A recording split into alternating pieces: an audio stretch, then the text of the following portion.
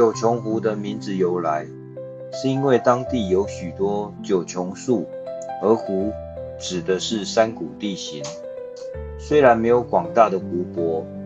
但有许多提供农田灌溉的小型陂塘。九穹湖地区也因此发展成为一个兼具农业和观光的休闲农业区。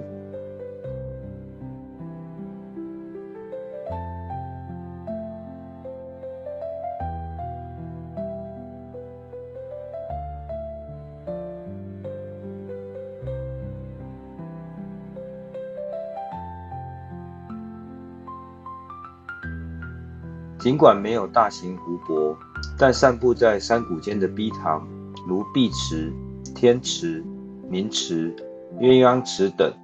主要作为农田灌溉之用。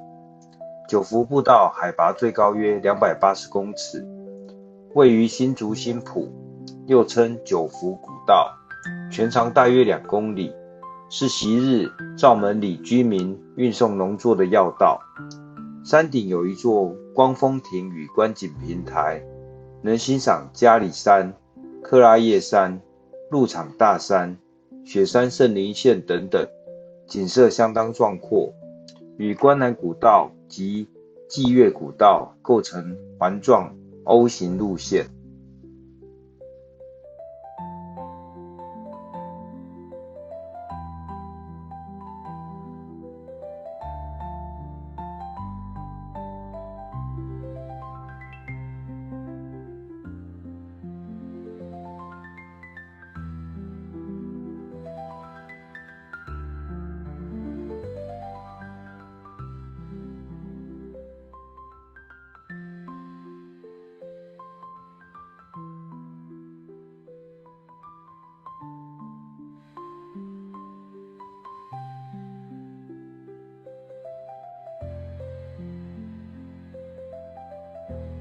关南步道位于新埔与湖口交界，也称关南古道，因步道高点能欣赏南园建筑而得名，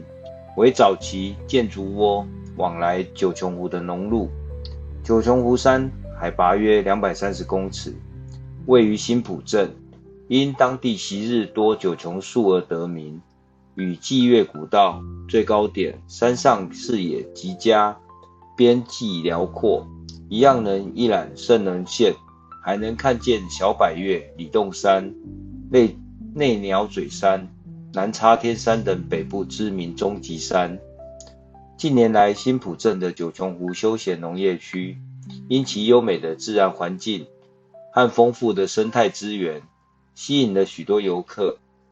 园区内有许多条休闲步道，如九福步道、关南步道、祭月步道，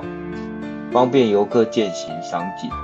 此外，农家也开设了许多农庄餐厅和贩售农产品的店家，让游客可以体验农村生活，品尝在地美食。总而言之，九穹湖的名字既反映了当地丰富的自然资源，